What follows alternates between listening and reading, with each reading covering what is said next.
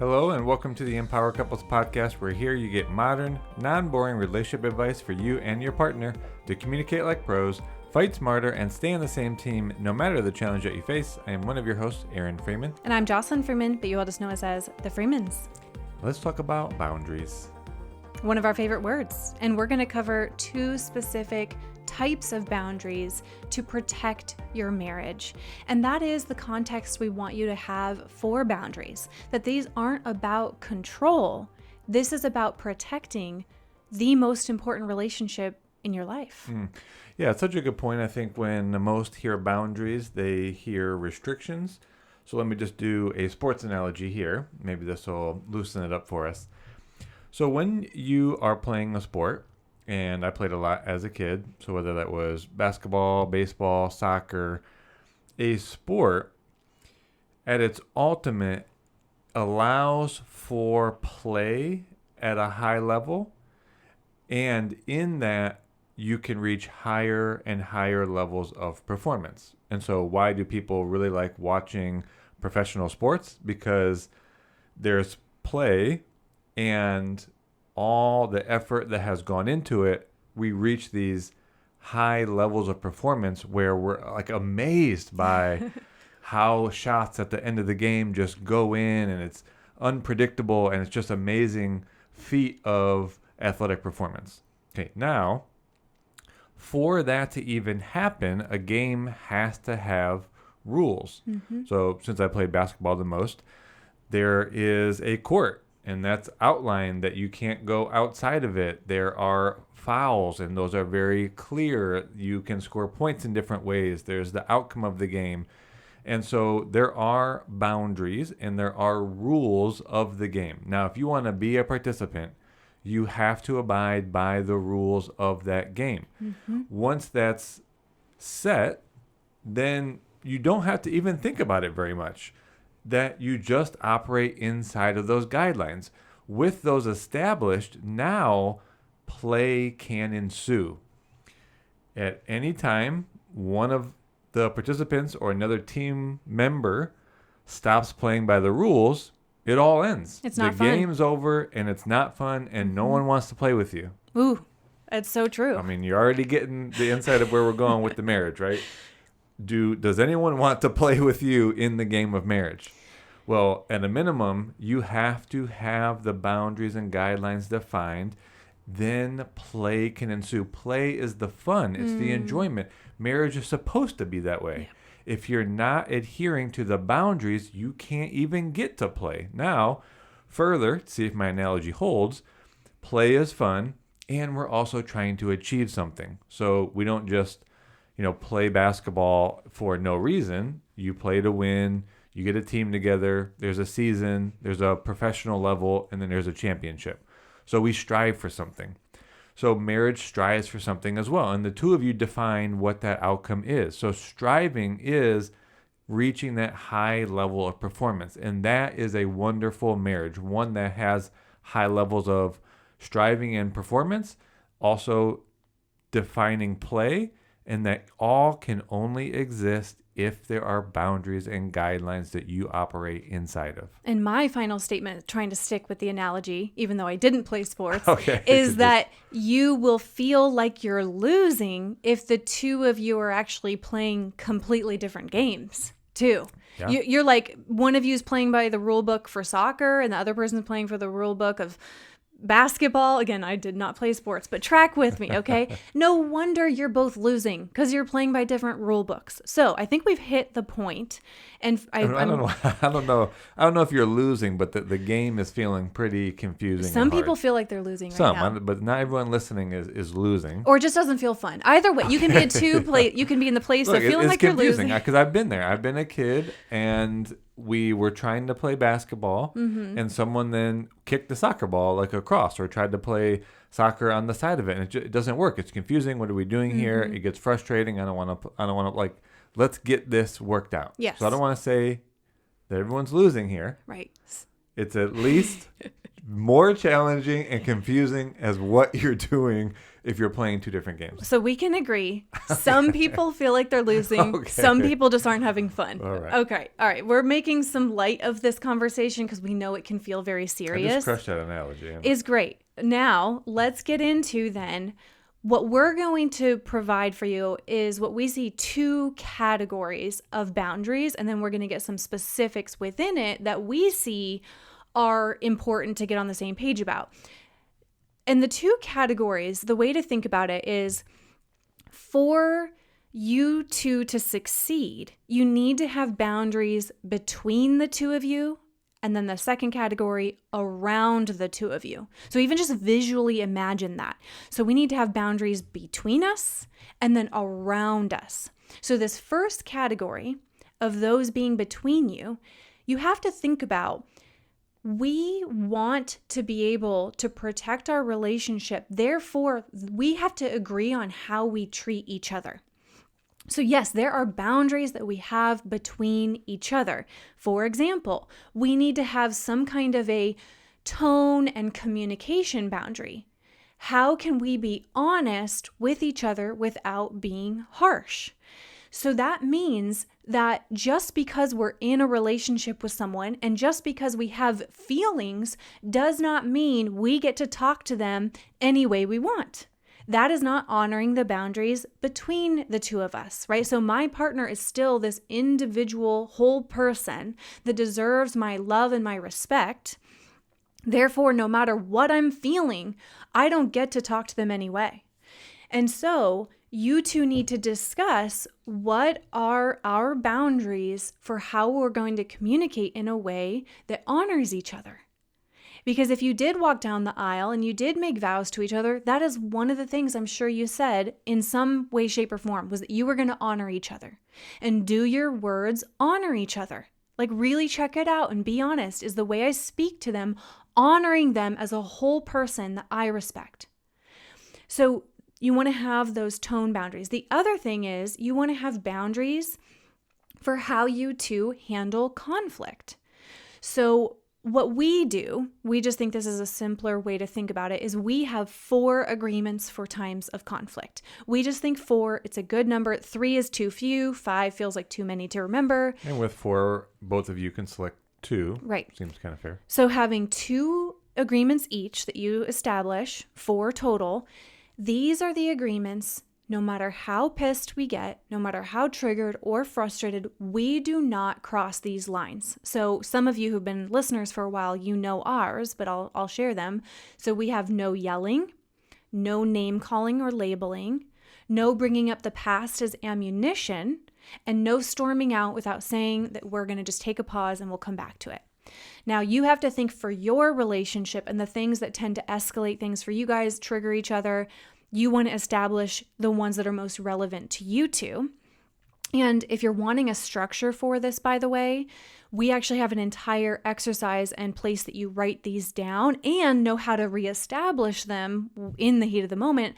That's all in our De-Escalating Conflicts guide, which if you're new here, that's one of our most popular guides. And we're actually doing a summer bundle for 3 of our popular guides where you get a deal that isn't normally available. The De-Escalating Conflicts guide, the Making Up and Moving Forward guide, and then the family meeting. So we'll link that in the show notes. Just highly recommend having those. But these agreements, again, are ways that you two can keep conflict from hurting each other.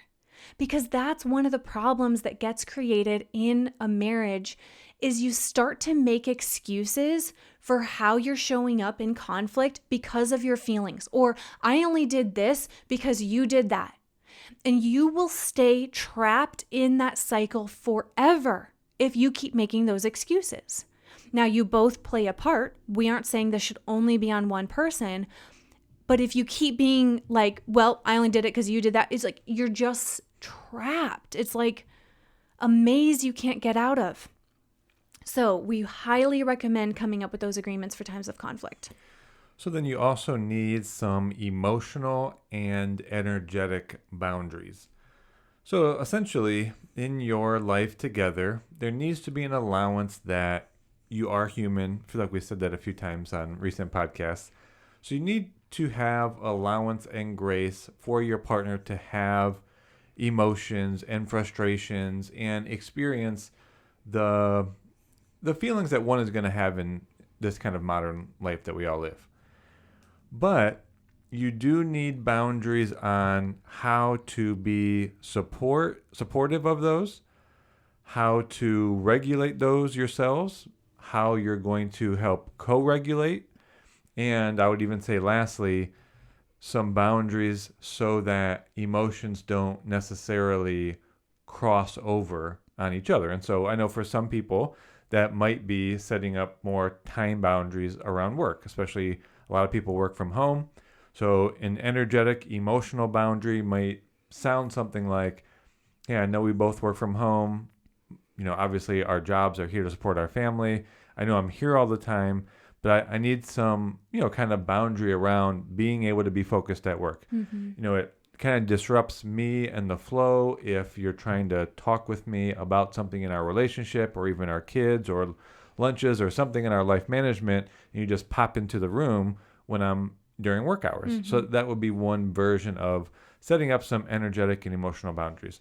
Another one might just sound like, hey, like I'm here for it. I'm here, H-E-R-E, to hear, H-E-A-R, the experiences that you're having, and I want to be able to support you in that. And again, I'm just not available all the time for that, right? You can't just, like if I'm making dinner or if I'm about to go to sleep, it's an energetic and emotional boundary. I don't really have the capacity late at night to get into these kind of deep conversations. I'm here for it.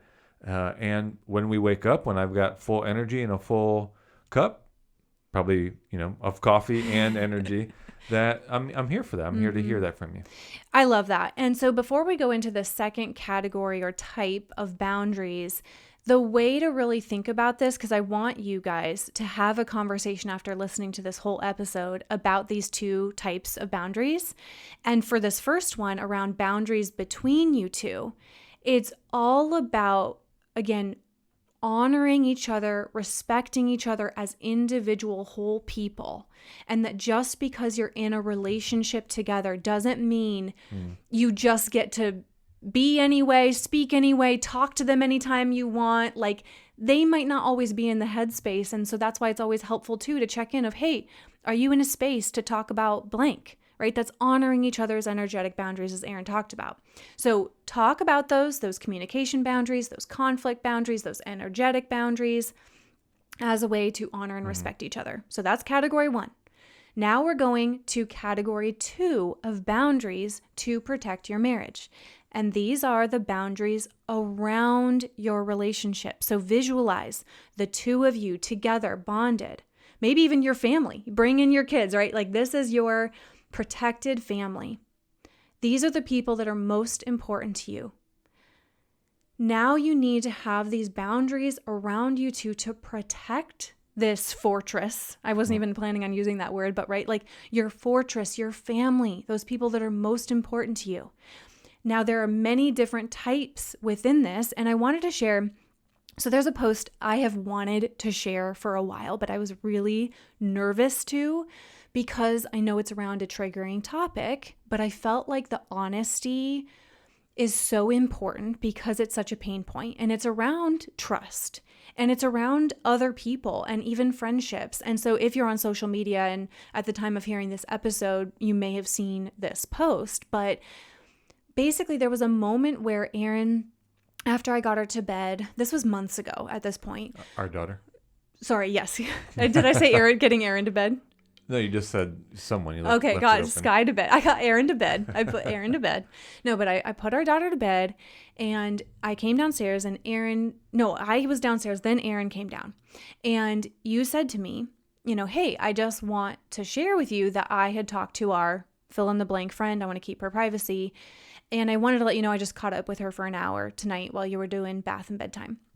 And I looked a little confused for a moment because she's one of our best friends. She's actually more like a sister than even a friend to both of us.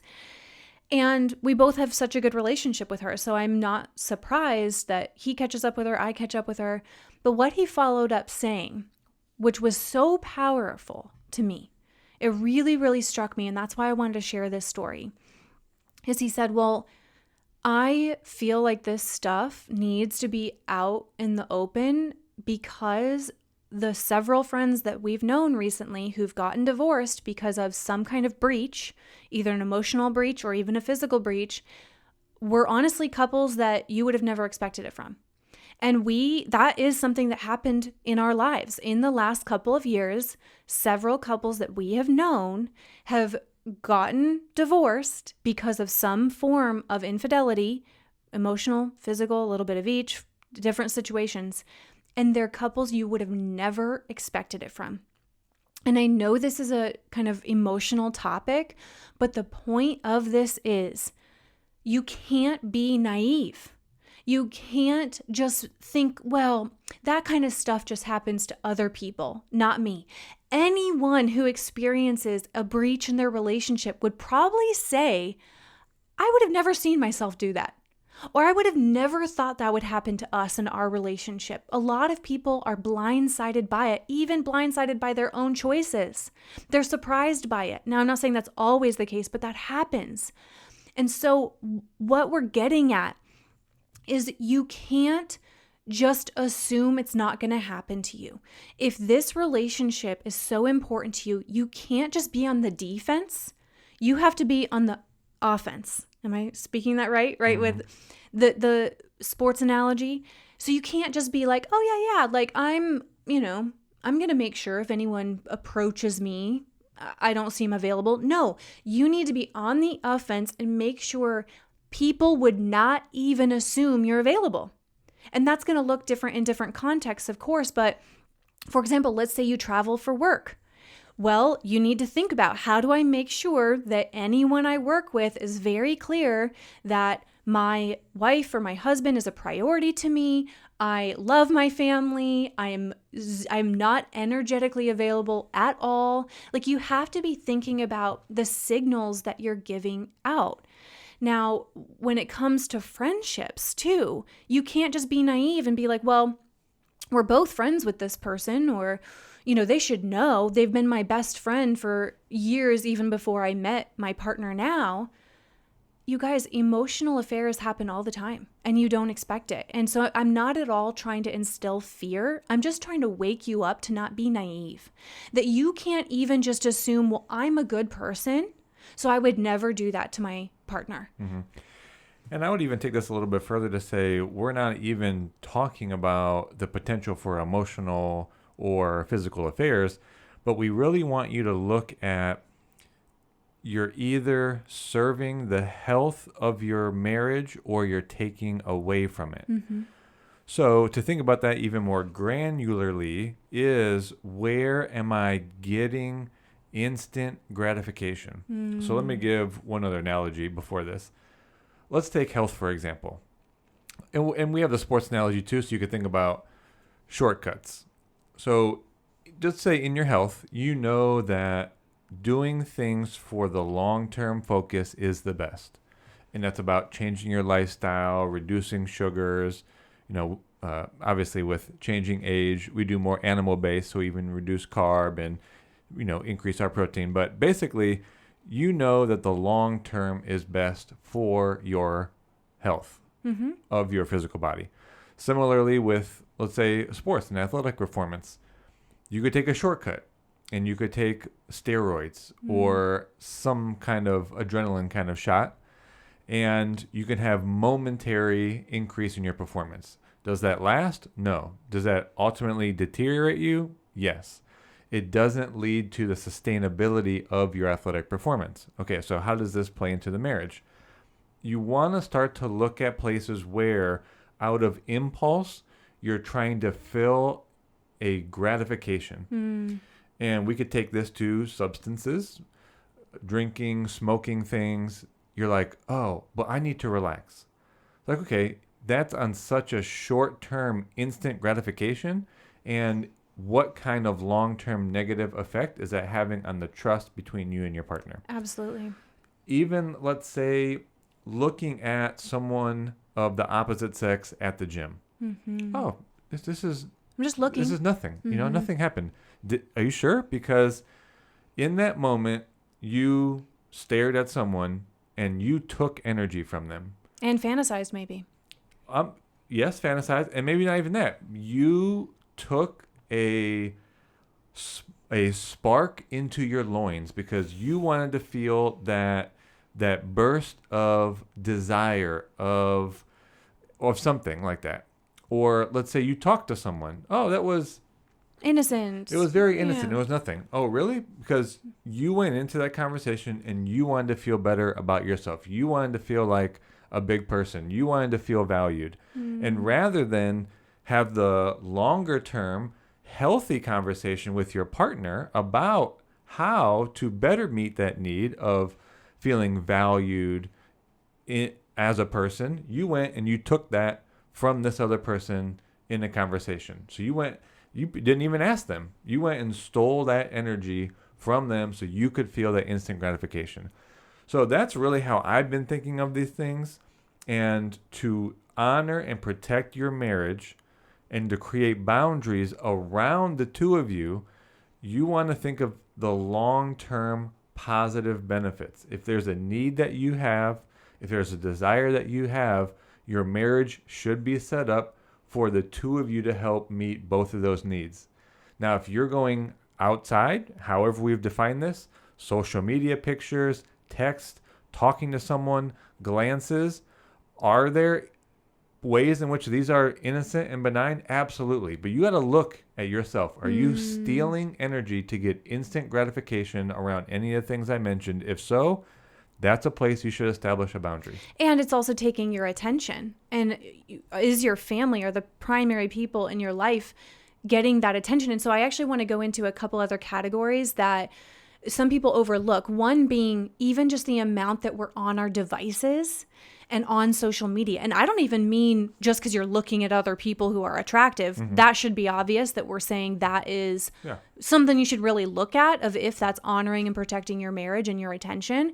But I'm even just talking about just the amount of time we scroll, right? That's a source of conflict for a lot of couples we talk to is one or both people struggle to have boundaries of when they're home, not responding to every text that comes in right away or hearing the ding, or you're sitting in the bed or the couch and you're both scrolling. And we need to have boundaries with devices because they're designed to get our attention and to make us addicted to it. And attention is your most precious energy source for your family. So that's another thing to really consider around devices, boundaries. How much time are you on your phone? How much time do you watch TV? Now, another area within this is around in-laws. And really what I want to say about this is that it's important that anything you say to your family members about your partner, it is going to shift the way they see your partner. And you would, I hope, not want your family to see your partner in a negative light because that's going to have your partner feel really awkward or judged or know that they've got, some perception of you. It's just an all-around recipe for losing the game, as we talked about. And so with your family, with your in-laws, I'm not saying hide things if you're going through a hard time. It's not about that. I think there's a way to be responsible for sharing, even simple things like, hey, yeah, we are going through a little bit of a rough patch, but we're working on it. We're seeing a counselor, or we're reading books, whatever it is, but making it very much like a we statement, not, oh yeah, well, them, they're such a da-da-da-da-da. Again, it's going to change the way they see your partner, and that is going to be detrimental to the relationship. Yeah, so I think I would even summarize this as creating boundaries around how you talk to others about your spouse or partner. And so in that example, you might also choose to say nothing. So it's really just about establishing that we're going to speak about each other in the best light, right? And obviously there's being genuine, being authentic. You're not trying to hide something. You're not trying to be fake. So obviously you can look at that situationally, but I just think that's a really good boundary on how are we going to talk about each other, let's say if they're not there, whether it is in-laws or family or even friends. Yeah, absolutely. And so I think too, these boundaries around you too, you can just think about your lifestyle overall and how you are protecting your relationship actively. Again, not being naive, not just being on the defense, being like, I'm a good person, so I'm done. No, you need to actively be thinking about how do we protect the most important relationship in our lives. Let me round this out, actually. Yeah. That's perfect. And so let me flip the coin on this. Why do we need to do that? So go back to my sports analogy. The goal is that your marriage is a game that is filled with play and joy and striving and achieving and high performance. And fulfillment. Yes, I was stuck on the thinking about playing a sport. Yeah. But without just these, and we don't want to diminish anyone here. If you see there's a place where you need to put these boundaries in, honestly, that's great. The boundaries are such a basic rule book. I mean, just the outlines of the rules of how to play basketball is such a basic fundamental thing that you're teaching to children. That, and again, I mean, it's different for adults in a marriage, but what I'm wanting to get to is this is a foundational basic thing to have in place. Now, it protects, it honors, it respects your partner in the marriage.